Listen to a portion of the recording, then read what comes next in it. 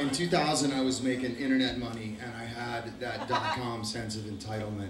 I took a trip to Cuba on a whim, and a buddy of mine asked me to bring some stuff for his relatives there. I was expecting insulin or Band-Aids. He shows up with 2 motorcycle tires for a 1961 East German-made motor scooter. I'm drawing looks from the airport, but when I get to Cuba, nobody bats an eyelash because times are hard there. You're basically your own Michelin man. I go directly to the bus station to get a bus out to this town, Cardenas, where the family lives, drop off the tires, enjoy my high life on the beach. And my bag is immediately stolen in the bus station. It's got everything in it that I need for my trip. I've got nothing but flip-flops, my surf shorts, a sleeveless t-shirt, a handful of cash, and 2 motorcycle tires, okay? Now, I go and I end up getting on the Camelo, which is, it's amazing. It's a diesel tractor that pulls a modified trailer. It's a bus. It's got 200 Cubans packed in there. It's called they call it the Saturday Night at the Movies because it's got plenty of sex and drugs and violence on display. We're halfway to my destination. There's a roadblock, and the police pull me off the bus. See, I'm not allowed to mingle with Cubans for my own protection. Great job with the bag, by the way, guys. But really, what it's about is protecting the Cubans from my anti-revolutionary influence. Things like Dunkin' Donuts and fucking Ed Hardy Cougar are gonna bring the revolution down to its knees. I'm fucking spitting tax, and the guy, was like, how the fuck am I gonna get to Cardenas? And the guy hears me, I speak Spanish, and he says, well, asshole, why don't you ride your invisible motorcycle? So I managed to hitchhike to Cardenas, and I get there in the middle of the fucking night, everything's closed, there's nowhere to stay, and I see a guy walking down the street. And I can see under the light that he's got white hair and a white beard. He's old, but his back is straight. He's got a beret and the fatigues, the full Fidel. And I say, did you fight in the revolution? And he says, sí, soy originale. I'm one of the originals. And he hears my Argentine accent, and we kind of hit it off because he served with Che Guevara. He also likes the fact that I went to Berkeley and I didn't have a problem with Ronald Reagan getting shot. And we bond, and he brings me to his house. He gives me lodging for the night. We sit up drinking mate. He tells me these amazing stories. And in the morning, and God bless him, he gave everything for this cause. And he's in a 20 by 20 cement shithole that has a cot, a fucking hot plate, and in the corner there's an enclosure that has a pig living there, okay? In the morning, I go to leave.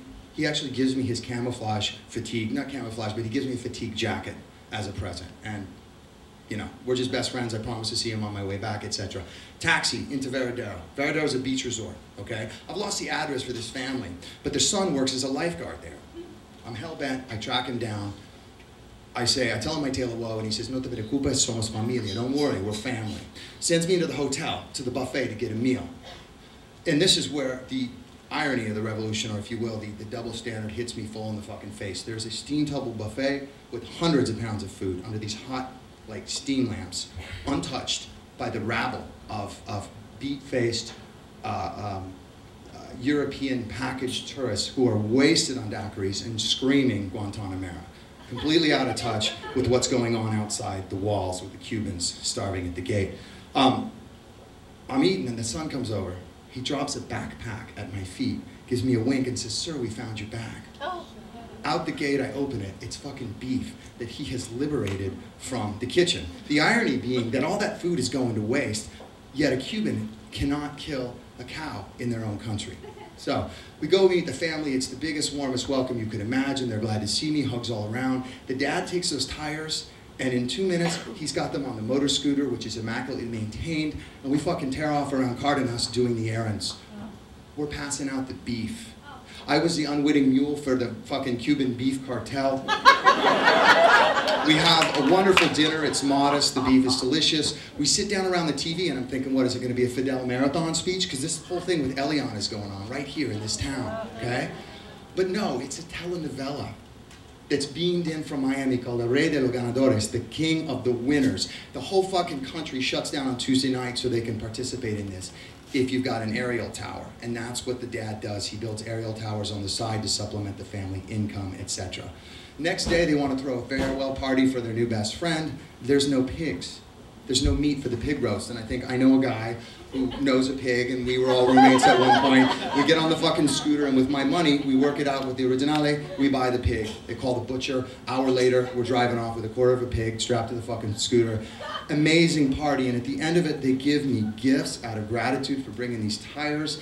The son gives me, because he trades all this shit, gets tips and things from the people at the beach resort. He gives me a pair of 501s, ironically, polo shirt. Dad gives me his little like Cuban Bing Crosby straw hat, and the mother, bless her heart, bag of pork sandwiches, and a pair of black and red bowling shoes. Now, I'm from Los Angeles, where you are what you wear, and but that elitism is born of abundance, whereas these people, their resilience is born, comes from that scarcity. It's really humbling.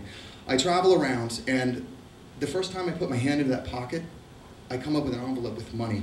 It's $100. It's the exact same amount that I gave them to give to the Originale for the pig. On the way back through, I stopped to see him, figuring he's going to be lonely, sitting there by himself, crying, missing his friend. His place is packed. There's a beer truck out front. Everyone's around the TV, and I say, "What's up, telenovela?" Gives me a fucking bear hug, and he says, "No, Elion's coming back. We won." He takes me around the back, and he shows me the TV aerial that is fucking like the biggest one in the whole town, and I think with that, the clarity that this, like the family, has given me the best reception in Cuba. Thank you.